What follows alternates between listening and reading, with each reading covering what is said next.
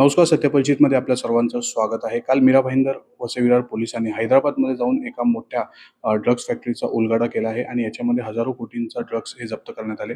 आता माझ्यासोबत आहेत मीरा भाईंदर वसई पोलिसांचे अपर पोलीस आयुक्त दत्ता शिंदे. आपण यांच्याकडून जाणून घेणार आहोत की नेमकी कारवाई कशी होती, कशाप्रकारे केली गेली, त्याच्याबद्दल आपण सविस्तर मांडूया. सर, काय सांगाल, कशाप्रकारे ही कारवाई करण्यात आली आणि तेलंगणामध्ये जाऊन कुठे कारवाई करण्यात आली? मीरा भाईंदर पोलीस दलामध्ये एक अत्यंत महत्त्वाची कार्यवाही सुरू आहे. माननीय मुख्यमंत्री श्रीयुत देवेंद्र फडणवीस सर आणि आदरणीय DGP रश्मी शुक्ला मॅडम यांच्या निर्देशानुसार ड्रग फ्री महाराष्ट्र ही मोहीम राबवण्यात येत आहे. या मोहिमेचाच भाग म्हणून आपण सातत्यानं या ड्रग माफिया विरुद्ध, पेडलर विरुद्ध कारवाई करीत आहोत. मागच्या 1 महिन्यामध्ये आत्तापर्यंत 61 लोकांवरती कारवाई करण्यात आलेली आहे. 8 ऑगस्ट रोजी एक परकीय महिला, हिला अटक करण्यात आली. 25 लाख रुपयाचं मेफेड्रोन जप्त करण्यात आलं.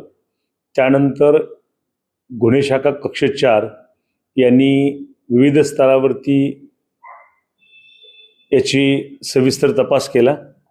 याचे जे वेगवेगळे लेयर आहेत त्या सर्व लेयरना पेनिट्रेट करून मुख्य ज्या ठिकाणी उत्पादनाचा कारखाना आहे त्या कारखान्याचा शोध घेण्यात आला आणि तिथं छापा कारवाई केली. गुन्हे शाखा कक्ष 4चे PI श्री बडाक, DCP श्री संदीप डोईफोडे यांनी सातत्यपूर्ण कार्यवाही करून हैदराबाद येथील जो कारखाना आहे तो कारखाना उद्ध्वस्त केलेला आहे. त्यामध्ये सुमारे 32,000 लिटर रसायन, सुमारे 1,000 किलो पावडर आणि विविध साहित्य उपकरणं जप्त करण्यात आलेली आहेत. या फॅक्टरीचा जो मालक आहे त्या मालकाला अटक करण्यात आलेली आहे आणि तिथले आत्तापर्यंत एकूण 12 व्यक्तींना अटक करण्यात आलेली आहे.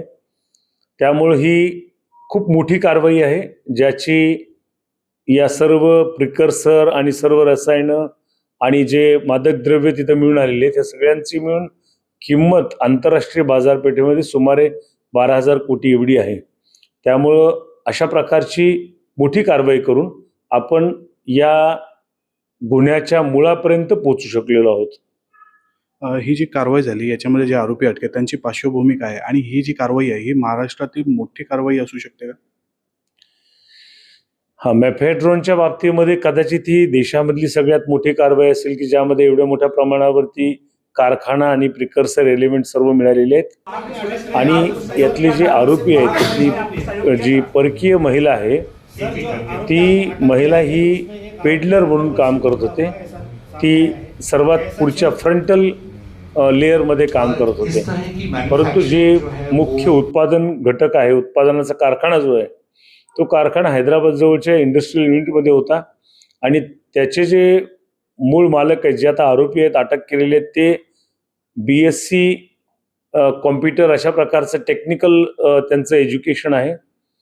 हे सर्व वेगवेगळे आरोपी हे उत्पादनापासून ते पेडलरपर्यंत, इथं वितरणापर्यंत काम करणारे सर्व स्तरामधील आरोपींना आता अटक करण्यामध्ये या मीरा भाईंदर पोलीस आयुक्तालयाला यश आलेलं आहे. सर, याच्यामध्ये जे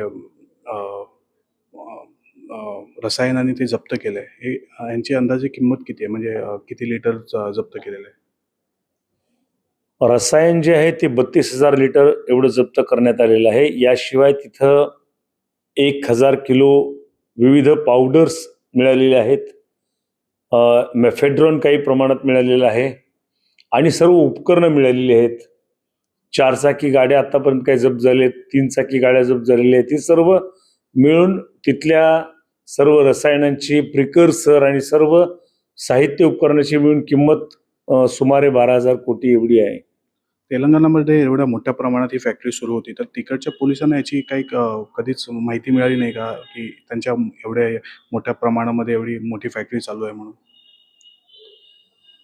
नाही, ह्या मादक द्रव्याच्या अनुषंगानं एखाद्या पेडलरला, म्हणजे पुढच्या विक्री करणाऱ्या विक्रेत्याला अटक करणं त्या मानानं सोपं असतं, परंतु ज्या मूळ घटकापर्यंत जिथं हे उत्पादन होतं आणि जिथं कारखाना चालवला जातो, जिथून हे सर्व मादक द्रव्य उत्पादित होतात, अशा ठिकाणापर्यंत पोहोचणं तसं अवघड असतं. कारण हे विविध वेगवेगळ्या लेअरमध्ये काम करतात, स्तरामध्ये काम करतात.